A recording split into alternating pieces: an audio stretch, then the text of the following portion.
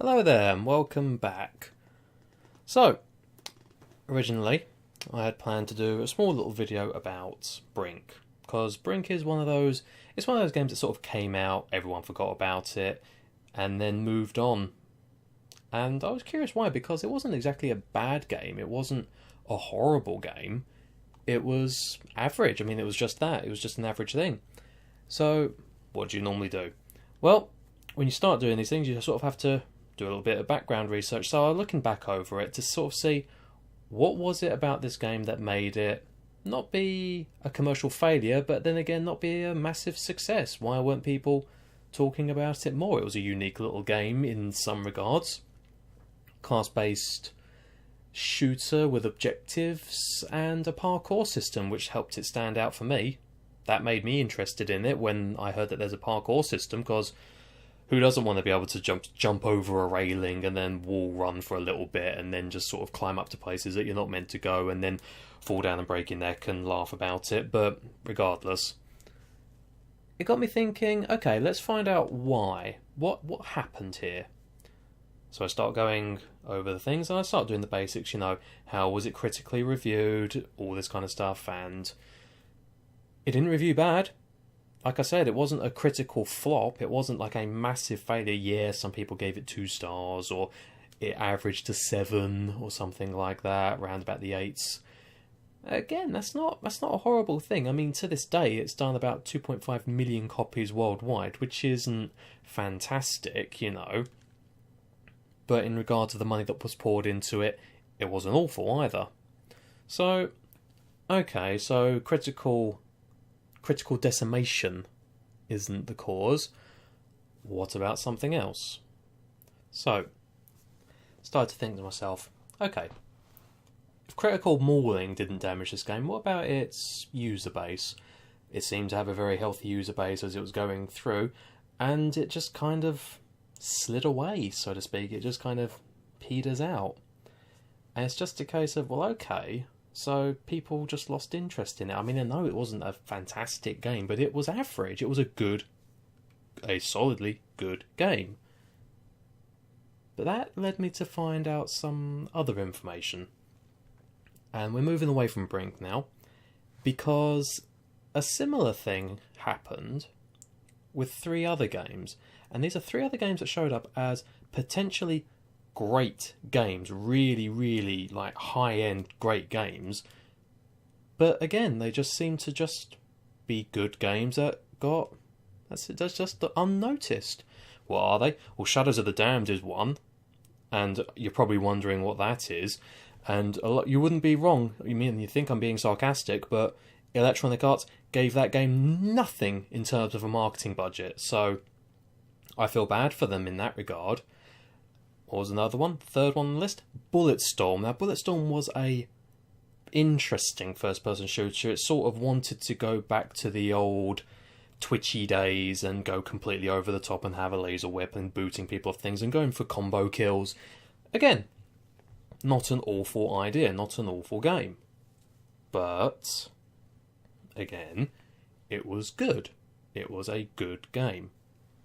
So that then brings us on to Child of Eden. And Child of Eden is from the guy that did Rez. Like, that's his follow-up game. And it is a beautiful looking game. Like, it is absolutely stunning.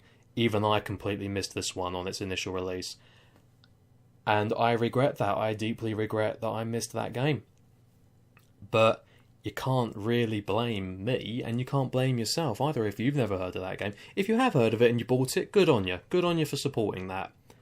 But we're getting to the crux of what I discovered. The problem was, every single one of these games, and we'll get on to more, they came out in 2011. And 2011 was a year when good was not good enough. What do I mean? Well, good games that got released that year that were kind of ones that I enjoyed, but I had to make an effort to really play them. They included Brink, Shadows of the Damned, Bulletstorm, Child of Eden, Two Worlds 2, a game that isn't amazing, but it's a massive step up from Two Worlds 1. I mean, come on. It had a unique magic system, and it was progressing. So it was done okay. LA Noire. LA Noire was a game that was in development hell for years, with a studio that suffered for years. And then it finally releases to a and that's the story. And then the studio's closed down. Alice Madness Returns. Alice Madness Returns is a game I really, really do like. It's the only game I know of that gives you a quadruple jump. And again, it was a game that was really, really good looking. It was a really artistic looking thing. It was messed up in some really in a good way. It was messed up in a good way. Red Faction Armageddon. I love the Red Faction series.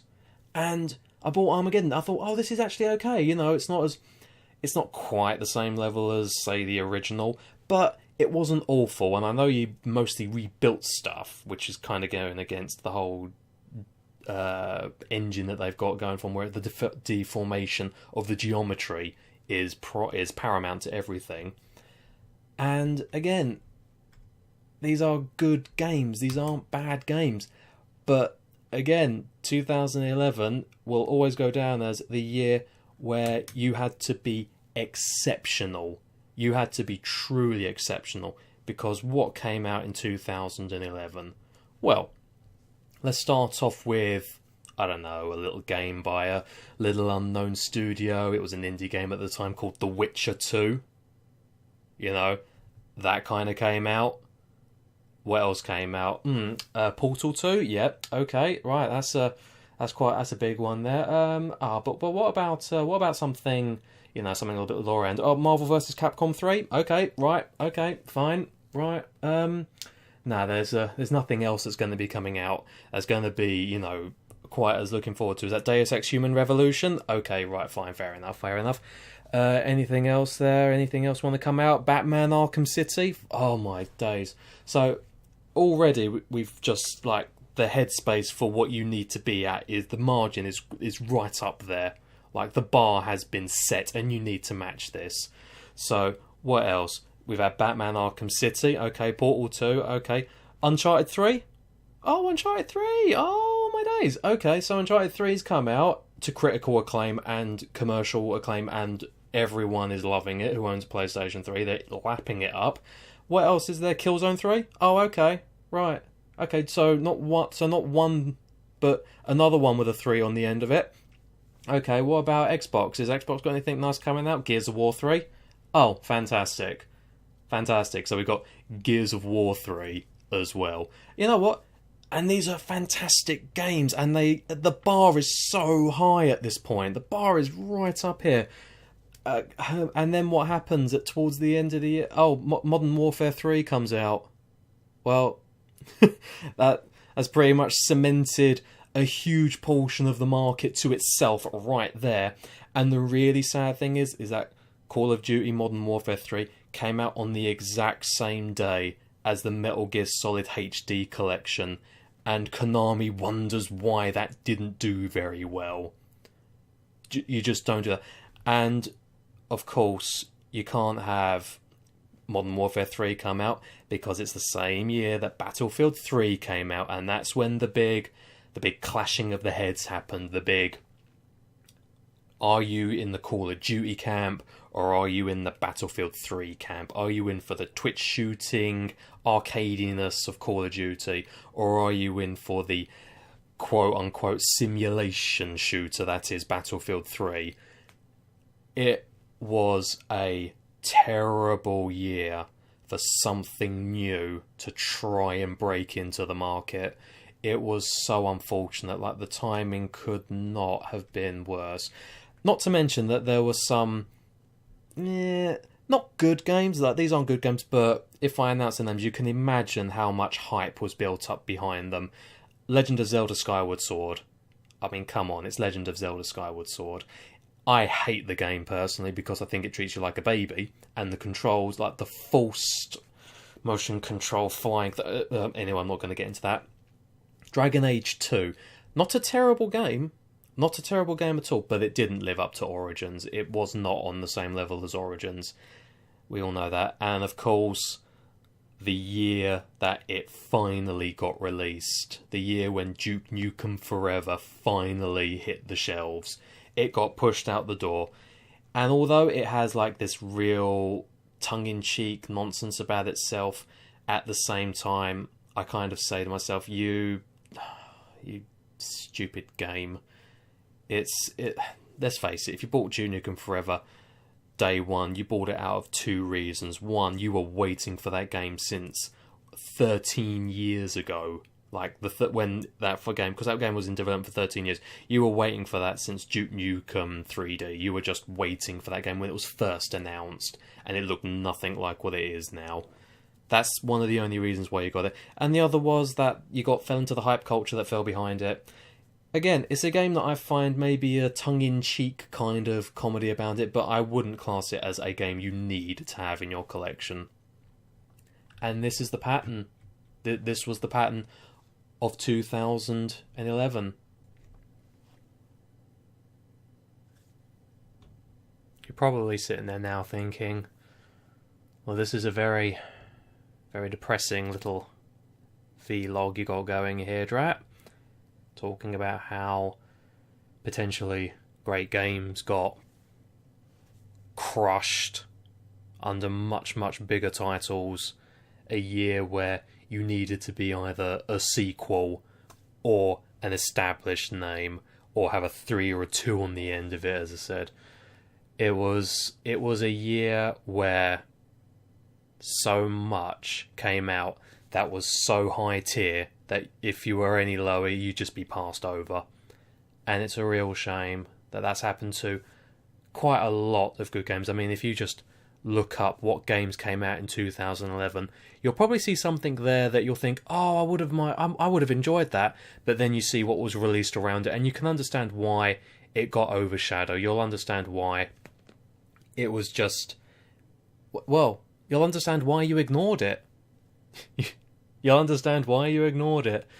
Because all of our attention was focused on the big boys, on the heavy hitters, the heavyweight class division. Like, that's just what dominated everything. Basically, the AAA industry kind of swamped everything there in a maelstrom of marketing nonsense and just drowning everything else out. But it's not all bad. It's not all bad. Because a little game, well, 3 little games, I'll be generous, did very well for themselves. Considering the market they were in and the environment they were in at the time, these 3 little games had to be something special to stand out from the crowd. They had to be something truly, truly great. What am I on about? Well, Bastion. Bastion came out in 2011. That became a darling of the indie market. It released in a time, maybe when it was a little bit more noticeable. It picked up that scrap of media coverage and pushed into the public eye, and it's like, yes, and it was, again, a very good game. Like, that was one of the few great ones. That was a good one. That one managed to pull through. And another one? Well, Rayman Origins. Rayman Origins, like, if you've never played Rayman Origins, if you've looked at Rayman Origins and said, that's not for me, just give it a go. Seriously, give it a go. It's such a fun platformer. It looks gorgeous. It's one of the prettiest games ever, and it's hand-drawn. And the game, on a sales figure number, didn't do very well, but it made profit. It made Ubisoft profit, which is why Rayman Legends came along. See, this is the thing. Yeah, the game didn't have the sales figures of everything else around it, but it did well enough to cover itself and make a profit. Careful budgeting. Careful budgeting. And that brings us on to one of the last ones that I truly, truly cared about. Absolutely cared about. Is when Dark Souls came out. And Dark Souls was so good and so amazing to play. I absolutely adored that game. I just focused entirely on that experience. It's just something that I love. It's a game series that I've grown incredibly fond of, and even the term Souls-like has now derived from the game because the game is good enough that it's got its own little subgenre. See, this is what I mean. You had to be exceptional to be noticed in 2011. But all that was going to change. All of that changed because what does everyone remember 2011 as the year of?